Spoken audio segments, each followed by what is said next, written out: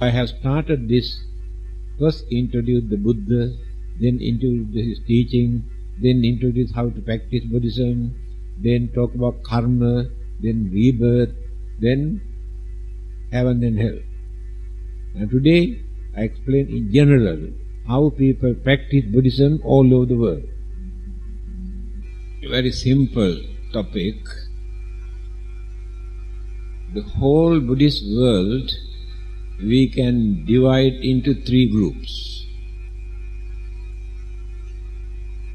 One group pay more attention only towards rites and rituals and ceremonies and worshipping and praying and offerings. Throughout their life, they perform all those activities thinking that they are practicing Buddhism. They don't want to go beyond that. Majority here in this world, in every country, devotes their more time for rites, ritual, ceremonies, worshipping, praying, offering, chanting. But people need something for them to experience within this lifetime, not only after death.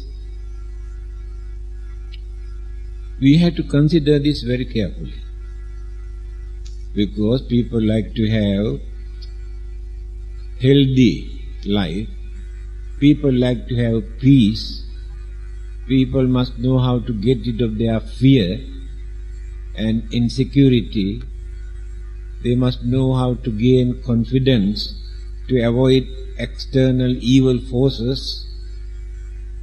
Therefore, religion must be ready to contribute something for them. Simply by saying, after your death, you will be born in a very pleasant, peaceful, prosperous place, and one day you will be able to attain nirvana, is not enough. Majority of them expect something from religion for them to experience while they are living here. Of course, there are duties, responsibilities, obligations for us to fulfill towards husbands and wife and parents and children and family members and the relatives and the friends and the country and the nations and the government. Buddha has mentioned all these things. These are our duties and responsibilities. But beside those duties and responsibilities, to get rid of fear, all of us have fear. One day I have mentioned why we have more fear in our mind. Every minute we are spending our mental energy through the five senses: eyes, ear, nose, mouth, body. Five senses. These organs doesn't work without mind. Therefore, these organs extract the mental energy and to see something, to hear something, to smell something, taste something, feeling, all this, then imagination. 6. These 6 channels are spent mental energy every minute. So the mind becomes weaker and weaker and weaker. If we can practice something, at least for a short period, to stop all these channels, all the 6 channels close, then mind is alone. Then the mind gets the chance to relax and relax and relax. Otherwise, mind always get anger and fear and worry and suspicions and temptations and all those things pollute the mind, waste mental energy. So when you stop all these things, then the mind gets the chance to relax.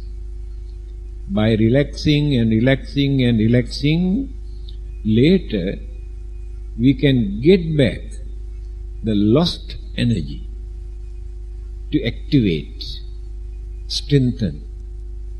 When the mind is strengthened, then we gain more courage. And fear slowly reduces from our mind. Suspicions also slowly reduce. Because the mind is strong enough to know, to face. At the moment, mind is not strong enough. Therefore, fear is there. Small children, they are scared of so many things because their minds are very, very weak. They cannot understand things. So, rite and rituals. Having seen what people are doing in the name of religion, the Buddha wanted to point out many of those rites and rituals that they perform, they cannot create either good merit or they cannot do any service to others. Example, praying and worshipping. Many people spend their time only for praying and only for worshipping. They do that by expecting something, not to do anything to anybody, any service. You know, there were 3 million gods in India when the Buddha appeared. So people have been worshipping, praying whole day and night because of those gods. But when the Buddha appeared, I think majority disappear automatically. Because these are imagination created by the human mind. Rain is God, sun is God, moon is God, energy is thunder and lightning God, food is God, earth is God. Then start to worship and worship and worship, no ends. So the Buddha wanted to point out there is no religious value in those practices to reduce many of those rites and rituals.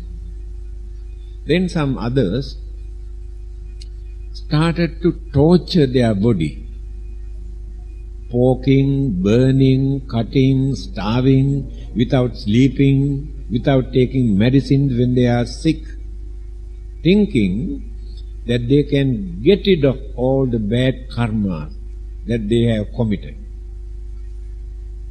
Then the Buddha said, by torturing your body, you cannot get rid of your bad karma, because the body is not responsible for the bad thing that you have committed. The mind used the body as a weapon. Body doesn't know anything. So, if you want to punish, you have to punish your mind, not the body. Then he taught how to punish the mind. When you get angry, you must have courage to control, suppress this anger, punishment, the mind. When you are jealous, you must have courage to reduce. What do I gain by developing this jealousy? For what purpose I develop this jealousy? Reduce. That is the punishment for the mind. When you are stingy, selfish, try to change this attitude to be generous, to contribute something for the well-being of others. That is punishment for the mind. This is the way, practical way, the Buddha has introduced a religious value. Then, offering flowers and candles or light or joss sticks are not under rite and rituals. Because some people say these things are also ritual. No. When we analyze and explain, they are not under rite and rituals, under the devotional aspect. Now when we offer light,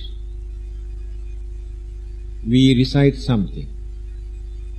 Ghanasarappa dittena deepena tamadansina tiloka deepang sambuddhang pujayami tamonudam.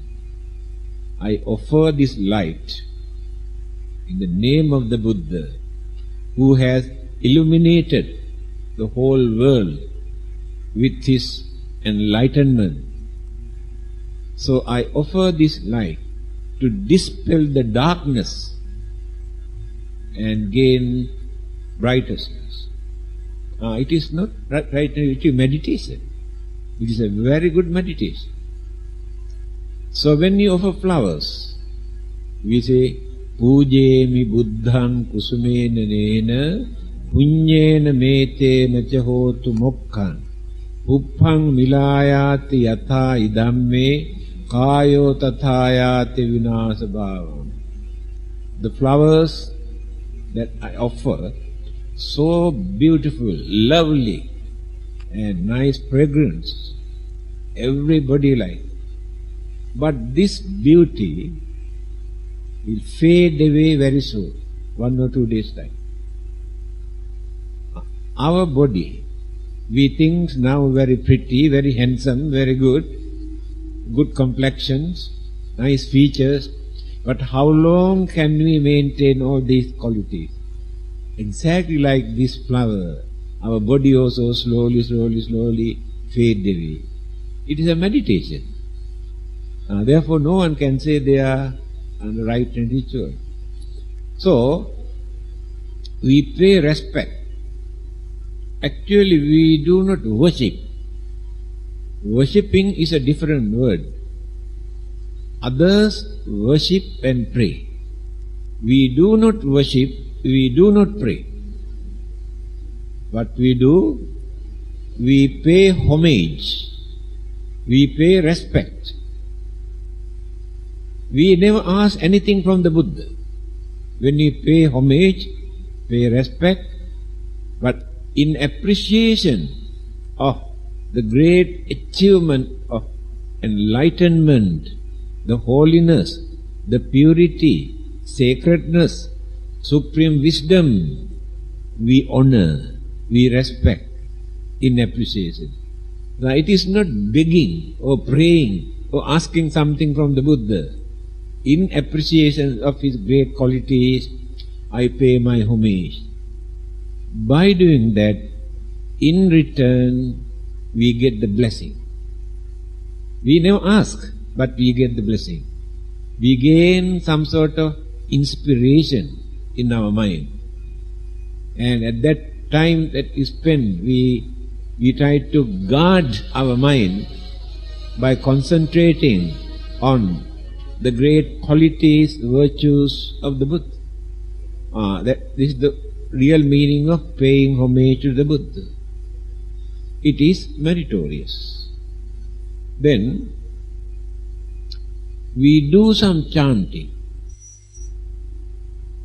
by using the same language used by the Buddha. Because these are the words came out from the Buddha's mouth. It is mentioned, the Buddha was the only human beings who lived on this earth who never uttered a lie. Not only within this life, even during the previous birth also, he has violated certain other precepts. But this particular precept, under any circumstances, he did not violate. He was willing to sacrifice whole life for the sake of this principle. Not to tell lie is his principle. So these words come out from the mouth, such holy, sacred mouth, of the Buddha. These words are very powerful.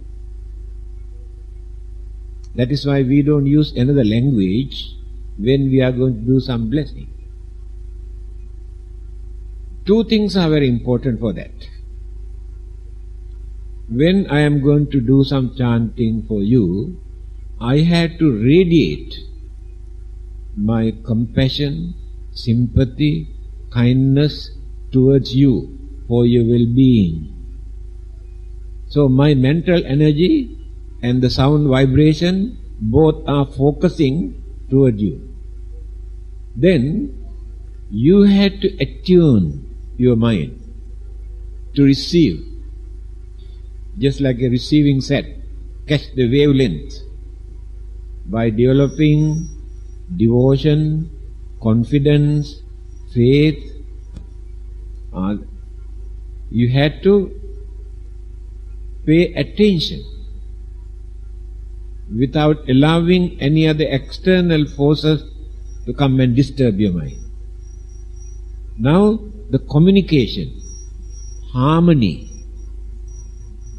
mental harmony and sound vibration absorb.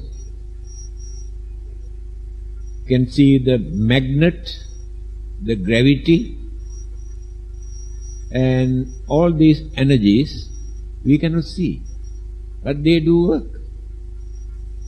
So exactly in the same way, mental energy is more stronger than all the other energies in this world. So 48 years in this country, my experience, how many thousands of our devotees were affected, could manage to get rid of their sicknesses, their worry, their problem, their misfortune through this chanting, blessing. I can give an example. There is a house in Maxwell Road, very big house, belonged to a Christian doctor. But they had difficulty at night. No one could sleep in that house. All night they're going banging doors and windows and running here and there. No one can understand what is happening. They have done everything according to their religion. Did not work. Then somebody has, why not to go to a Buddhist temple and ask a Buddhist monk to come and do some blessing? He said, never mind. He came to see me and explained what is happening. I went there. I recited Ratana Sutta. It's a very powerful sutra. The Buddha recited this particular sutra when India, northern India, one part of the India having famines and epidemics and thousands of people are dying. At that time the Buddha visited and recited this and asked Ananda to sprinkle the holy water, and people could manage to get rid of their misfortune. That particular sutra I recited 7 times. There is some sort of mystical power that I cannot explain, nobody knows. 7, 21, 108. Some people recite 7 times, some people 21 times, some others 108 times. Some sort of mystical power, but we cannot explain. So I recited this 7 times and sprinkled the water inside the house. Came back. Next day morning, they came in running and asked, what did you do last night? Then I, why? You know what happened last night? Inside the house is completely quiet, silent. But around the house, the disturbances are so great, our neighbors also complain. Then he asked, what did you do? They asked. Then I said, don't worry, things are working. Then second day, I carried some sand and recited 21 times Ratana Sutta. And I had to bury the four corners of the house outside. Bury this sand that I chanted. Came back. For 1 week, no news. That is why people say no news means good news. After 1 week, the motor car came and stopped in front of my office, and two of them got down with orange and apples and grapes. I knew good news. Then they came and told me it's completely silent. No disturbances at all. Then they told me, one who built this house died here in the same house. His mother also died in the same house. Do you know, according to the Buddha, if anybody died while having a strong attachment towards a house or lands or persons or anything, that person's life becomes very miserable. Many of them will be born as a spirit. They don't go away. They are jealous. Always disturb others. But cannot see anything. They are spirit. So, you can understand, they are not Buddhists. They were Christian. But how they were benefited. Still we meet them occasionally, they say no more disturbances. The power of the Buddha words. 1975, I went to England. The Secretary General of the Polytech Society. Polytech Society means the society that they have formed to translate Pali Tripitaka into English language. First time, more than 100 years ago. Person, Dr. Rhys David, he was a British government agent in Sri Lanka. There he heard people are talking a lot about Buddhism. He is a son of a Christian priest. So he wanted to study this religion to find out the weaknesses and loopholes. So no English book at that time. He wanted to study Pali language, to read the Tripitaka. There was only one monk in the whole country, in Sri Lanka at that time, who studied English. Only one monk. He went to see him, studied under him. He's a very intelligent man. He mastered the language. His wife also joined with him, both of them. When they have returned to England, more than 100 years ago, they have formed that society called Polytech Society, still functioning, still translating Pali Tripitaka into English language. So the secretary of that society in 1975, he was very sick. He invited us to go and do some chanting and blessing. When we visited his house, it is very hard for him to talk, very weak. Even then, he requested us to recite certain sutras, because he knows everything. Bojjhanga Sutras. In Paritta chanting book, you can see there are 7 sutras, Bojjhanga Sutras. Asked to recite. So while we were reciting, he was listening, paying attention, very carefully. Do you know European Buddhists, are not like Asian Buddhists. They have no devotion. They do not worship. They do not offer flowers and candles and joysticks, but they want intellectual side. They want to talk and discuss, to know, enrich their knowledge, and meditation also. That's all. But this particular person, he had a lot of devotion. So, after listening, our chanting, so when you stop, he got up and sat down and told, actually for a long time, I never had such a relief. So, I never thought that I will be able to get up and sit down. Then, at that time, they were building London Buddhist Vihara, collecting donation. He asked somebody to bring his checkbook and asked somebody to write, and he put his signature, 10,000 pounds.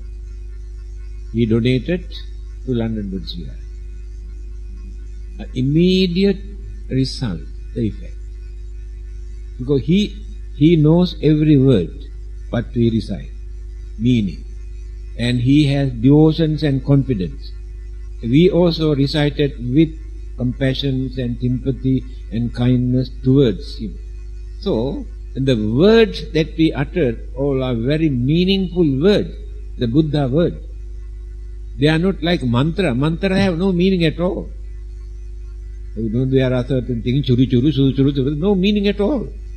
But the word uttered by the Buddha, every word explained noble idea. Again, the word came out from such sacred mouth.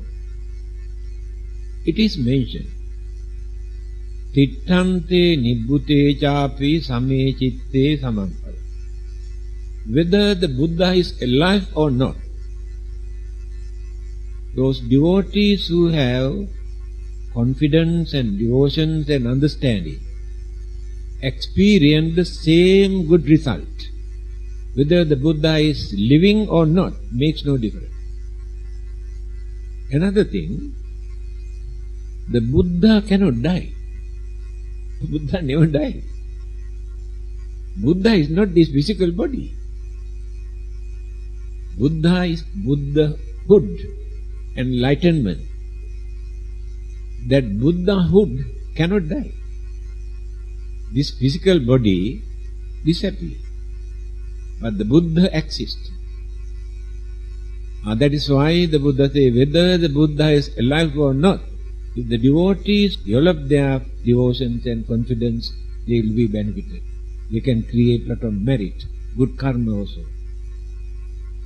Again, Mahayana schools of Buddhism introduced the Buddha, mentioning that the Buddha has three kinds of bodies. Sambhogakaya, Nirmanakaya, Dharmakaya. Three bodies. Kaya means body. The Buddha had three kinds of bodies, but he was not a busybody. Three bodies. Sambhogakaya, to preach, to advise, to guide and radiate compassion and kindness. He used Sambhogakaya, that particular body. Then for eating, talking, walking, sleeping, he used Nirmanakaya, ordinary human body. But after attaining Nirvana, Parinirvana, those two bodies disappear. But Dharmakaya, Dharma body, doctrinal body of the Buddha cannot die. That is why they say Buddha exists. Dharma body of the Buddha cannot die. So no one can say the Buddha is dead. The body that supported the Buddha to maintain this good quality, that body is dead, but not the Buddha. Body is not the Buddha. I think you can remember, I have told you, one of his disciples, Vakkali, every day come and sit down in front of the Buddha and watching, admiring the complexions and features, the serenity of the Buddha. So the one day, the Buddha asked Vakkali, what are you doing here? He said, when I look at your body, your serenity, your complexion, your features, gives me a lot of happiness. Then the Buddha said like this, Kinte Vakkali imina putikayena duggandhena sarire. Vakkali, by watching this dirty, filthy, impermanent physical body, what do you gain? You entertain your emotion. That's all. You never gain anything. You can see the Buddha here, watching this body. Then he says, Yo dhammang passati, so mang passati. One who sees the Dharma taught by me, through this Dharma you can see the real Buddha. Not through my body. And now you can understand meaning. The Dharmakaya exists. Because when you study the Dharma, when you listen to the Dharma, when you understand the Dharma, you gain wonderful confidence and satisfaction in your mind. At that time, we create the real Buddha in our mind. That's the real Buddha. Without this kind of dirty physical body. In another place, Buddha has mentioned in Anguttara Nikaya, Sutra Pitaka. He said, whether the Buddhas appear or not, Dharma exists forever. But people have forgotten.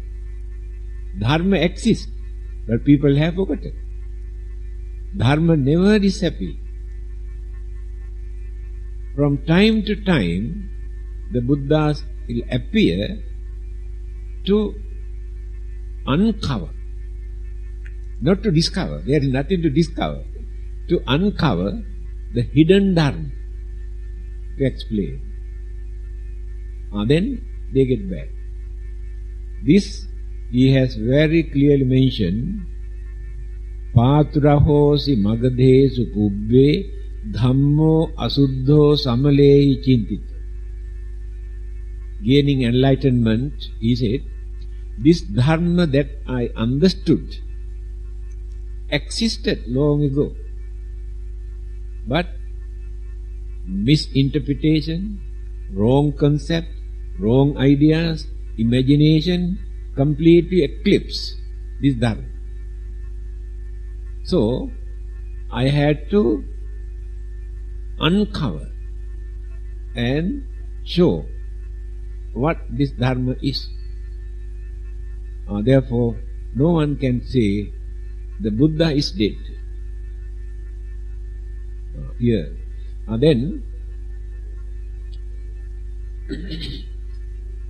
without devotion, whatever we do in the name of religion, we won't be able to experience good result. We spend a lot of money. We work day and night. We study so many things. But there is no devotion in the mind. We won't get the real good result. So we have to develop this devotion. In 4 or 5 places, the Buddha mentioned this. Buddha went to tame that cannibal, a devil who lived on human flesh, Alavaka. Alavaka wanted to fight with the Buddha. He was regarded as a devil. But the Buddha stood very firmly. Finally, Alavaka had to surrender. Then he asked one question. Alavaka. Kingsudha vittan purisassa setta. What is the highest wealth for human being? Not so easy to answer. What is the highest wealth? Then the Buddha says, Saddhida vittan purisassa settan. Confidence is the highest wealth for human being. If there is confidence, we can do anything. Whether it is married life or business or anything, whatever we do. If there is confidence, we never give up. All sorts of hindrances, obstructions, difficulties, problems come. Yes, they are natural. But we have courage to face them because of that confidence. So when you come to religion, yes, the organizers had to face so many problems, criticism, accusation. They must know how to face them because they have confidence. Never give up. Especially those who are working for others gain more criticisms and disturbances than those who do not do anything for others. Example. Paratha Charyaya Phalanti Vriksha is a Sanskrit language. Say mango tree or rambutan tree bear fruits for the sake of others. The tree is not benefited, but tree produces the fruit. Just because of producing fruit for the sake of others, the poor tree had to suffer. People go and throw stone, break branches, shake the tree. But there are so many other trees never produce fruit, nobody wants to disturb it. Remember, when we come forward to do some service to others, people criticize, accuse, blame. We must have confidence to face them. Paratha Charyaya Dhuanti Gava. Cows produce milk. But cows never drink milk. But so many others are benefited because of the milk. That cow produces milk for the sake of others. Paratha Charyaya Vahanti Nadya. Rivers carry water overflowing for the sake of others. Paratha Charyaya Satangi Jivana. The main purpose of our living in this world is to do some service to others. When we develop this confidence, we can do this very clearly. We never get fed up. In another place, Kasi Bharadwaja Sutra. A Brahmin, very stingy man, who has never given anything to anybody. He was working in his paddy field. Having seen this man, the Buddha came with his arms bowl and standing there during their Makan time. This man, having seen the Buddha, chased him away, using dirty word, mundaka. Like today you say bota, bota. Indians say motte. This is motte. You say bota. He used the word mundaka. Hey bota, get out. Then this man said, we are working here under hot sun. Without doing anything, how can you come here and ask some food to eat? Then the Buddha said, I also work. Then how can you work? We didn't see anything with you, only these arms both.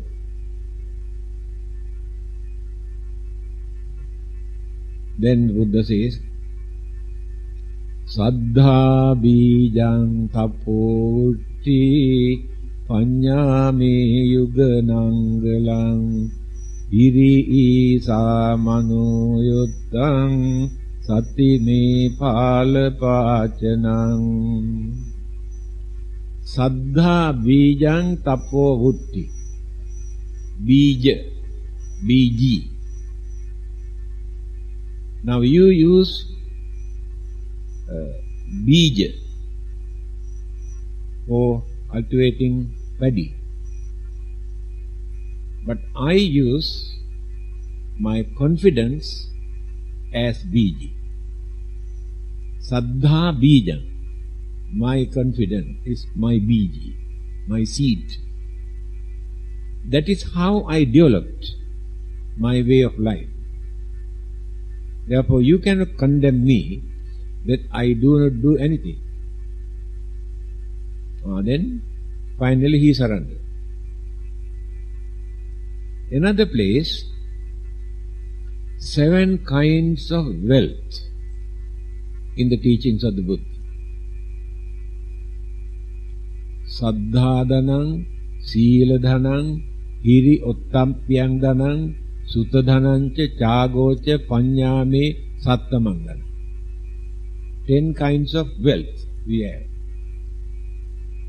Among those 10, the first wealth is confidence. Saddhādhanang. So, when we develop this confidence at the beginning, we can carry on our work without facing some sort of frustration, disappointment, but with courage and understanding, we can carry on our work. And now you can understand why confidence is important for us. Now let us take your married life. If husband and wife both had confidence in each other, they can lead a very happy, peaceful, prosperous married life. They are willing to face any kind of troubles, problems, sicknesses, help each other. They don't feel uneasiness. So, whatever we do, confidence is more important at the beginning rather than knowledge. Knowledge we have to build up later. But start with confidence. That is the beginning. So, the majority here in this world practice rite and rituals and ceremonies according to their tradition, culture, way of life, climate in that particular country. That is why in different countries people practice this religion in different ways. So we say Chinese Buddhism, Korean Buddhism, Tibetan Buddhism. But Buddhism is Buddhism. But when they practice by using their own tradition and custom, we say Chinese Buddhism. Otherwise, that religion does not survive in that country. Must cooperate with the existing culture. When Chinese accepted Buddhism nearly 2000 years ago from India,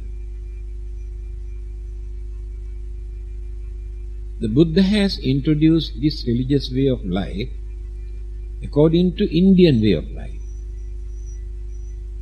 practices. But the Chinese did not carry Indian way of life. That is why they have not chosen Hinduism, Jainism, Brahmanism. No one can practice this religion without following Indian tradition. But to practice Buddhism, it is not necessary. The Buddha has mentioned this very clearly. So the Chinese knew Buddhism is a universal religion, not an Indian religion.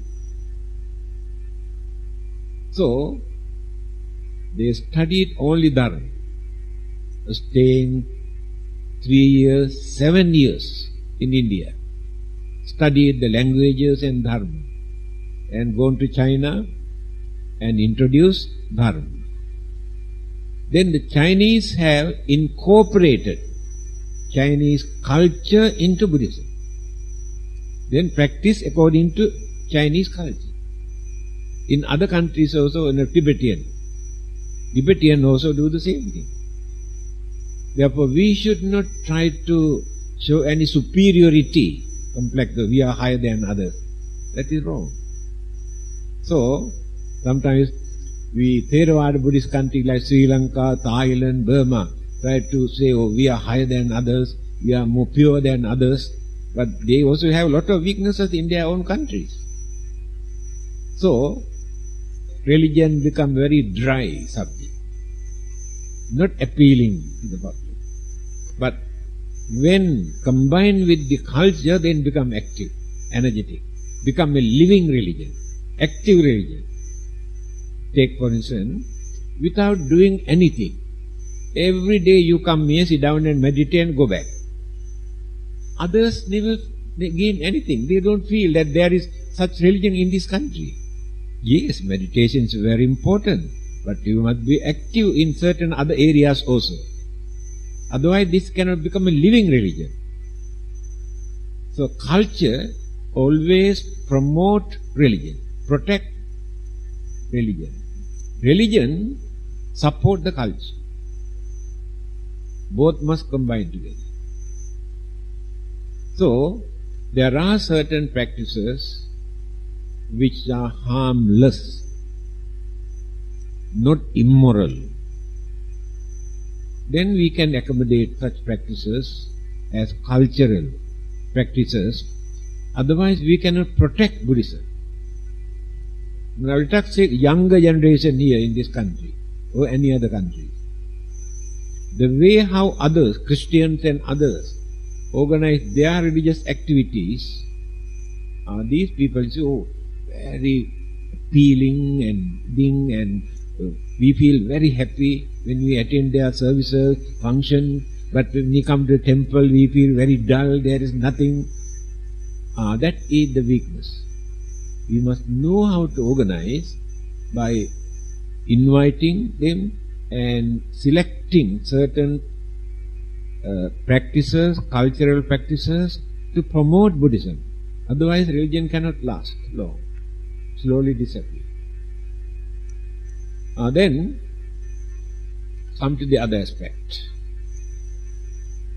Many people are not interested in traditional, cultural practices, rites and rituals and worshipping, praying, offering, they are not interested. What they need? Knowledge. They want to study. That's all. They want to know Four Noble Truths, Eight Noble Paths, Paticca Samuppada, what is karma, what is rebirth, how rebirth takes place, what is nirvana. Study all these things. But they do not take part in these right and rituals, etc. They go on developing this knowledge. They have wonderful knowledge. They learn whole Tripitaka. They can refer to any sutra, any book, when they talk. But still, their minds are unreliable. Remember this. They have wonderful knowledge, but the minds are unreliable. Because we have seen amongst those very highly intellectuals, not only Buddhists, some others also, certain human weaknesses in them, either anger or jealousy or discrimination very strongly functioning in their mind. That is why the Buddha says, Yo pandito kodhano so nusadu. If a learned man always shows his or her anger, that person is no good. Then knowledge is useless. Always get angry for nothing. That kind of weaknesses remains in our mind, although we have studied the whole Tripitaka. Every word of the Buddha we study, but no development in the mind. Therefore, knowledge is important, and we have to divert this knowledge to eradicate, to uproot the evil thought from the mind. That is the second batch, intellectual side. Then come to the other group. Some others are interested only on meditation. They don't want to worship, they don't want to do offering, they don't want to chant, they don't want to do anything, only meditation. The trouble is, just now I mentioned, it is very, very important. If you get together whole day and night, meditate without doing anything, all the others run away. Those who are not interested in meditation, they run away from the temple. Therefore, you must know how to organize things in such a way to bring others also, to pave the way for them. So, by performing rite and rituals, by gaining academic knowledge, learning the Dharma, our minds are still very unreliable, still remain selfishness, still remain craving, still remain attachment, still doesn't know how to control anger. Therefore, meditation is important to control, to develop, to purify that mind. Book knowledge cannot do that. But all are important from the very beginning. For certain group, rite and rituals and ceremonies and worshipping and chanting and blessing. Another group, book knowledge and dharma knowledge, scientific knowledge. The other group, a spiritual development for the purifications of the mind. That is the last item according to the Buddha. Last item means 3 steps. Dana, Sila, Bhavana. The Buddha introduced. First, you have to start religious way of life from dana, not from meditation. What is dana? Dana does not mean offering food. You are not necessary to give anything. If you can reduce your craving, desire, that is dana. Without reducing this, whatever you do, you cannot go further. That is why dana started at the beginning. So after reducing this selfish craving, then come to the second item, Sila. What is Sila? Discipline, morals, ethics, noble way of life, respectable way. That is Sila. Sila means discipline. Vidya dadati vinaya. Education gives discipline. That is the main purpose of education. But today, there is no discipline in education. This is a Latin word, educo, Latin word. In English, there is education. The original meaning is, educo means development. Development of the mind. That is discipline. We introduce as Sila. So when we develop discipline, Vinayadreti Patrata, because of our discipline, our behavior, people welcome us, respect us, support us, provide everything for us, because and see our discipline, how we behave. Patratvam dhanamanneti. After that, they gain everything what they need. Started with discipline. That is the purpose of education. Discipline. So, Buddha introduced this as Sila. Then, 3 ways. By the mind, the words, and the body. Action. There must be discipline in our mind. There must be discipline in our tongue. There must be discipline in our body. That means, when we think, we must know what are the thoughts that appear in our mind. If they are bad thoughts, we must know how to suppress and control them.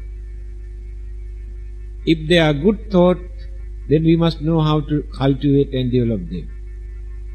So awareness of the nature of our mind, then we can balance our mind. That is mental discipline. So when we talk, we must know what we talk, how to talk, art of talking, to whom we are talking, different technique.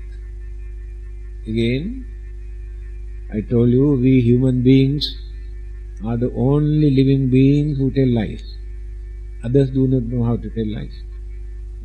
See how clever we are. The reason is our intelligence. We know how to twist and turn our intelligence. Others do not know. Sometimes small children also do not know. They are innocent. That is why they say, when the telephone call comes, the child with the phone, then, can I speak to your father? Then the child says, Daddy, telephone call for you. Tell he, I am not at home. Then the child says, Daddy says he is not at home. Innocent. They are not cunning. They don't know how to tell lies. So, religion is important for us to cultivate that mind that we twist and turn and misuse. When you talk, telling lies, harsh, wicked, vulgar word to hurt others' feeling, and slandering, gossiping, we waste our time for nothing. Therefore, we must know how to maintain discipline. When we talk to a religious man, we must know the language. When you talk to a ruler of a country or king, we must know the language. When you talk to a child, we must know the language. When you talk to a lady, we must know the language. That is called discipline. So, that is Sila. Then come to bhavana, meditation. Without preparing the background in our mind, although we practice meditation, we cannot gain anything. Because the mind is very raw, not cultured. So, through these 2 channels, we prepare the ground in our mind, then easily we can meditate. This meditation is to gain purity in our mind, not for any other miraculous power, magic power, worldly power, to purify the mind, because always our craving, our anger, our jealousy, our ignorance persuade, force us to do bad things. Then we create bad karma. We can avoid from all these things if we know how to train the mind, purify the mind, then after that uproot all the evil. Then that is the end of the journey. End of the journey means we are going with repeated birth and death, birth and death, birth and death. But when we develop up to that extent, our mind is journey, we landed in our final goal. That is called salvation, liberation, nirvana. For by doing all the other activities, we never get the chance to attain nirvana. Mental purity is the only way for us to attain final goal or nirvana. The merits, the good karma that we accumulate by performing religious activities also cannot bring us to nirvana. Yes, we accumulate a lot of merit, but our minds are not pure. So, this is the very practical way how to practice meditation, how to practice Buddhism without disturbing others. Those who meditate should not condemn others. Allow them to practice their way. One day they will come and join with you, when understanding appear in their mind. If not, you should think, oh, we are higher than others, we meditate, they do not meditate. That attitude is wrong. So, we have to cooperate with others, work with others, by knowing their mentality, their understanding capacity, how much they can understand. Now then, we can handle these things very easily. I think enough then, coming to 10 o'clock. I think we had to end our religious program with sharing of merits. You know that it is in daily Buddhist devotion that in Wickfield every Friday we do that.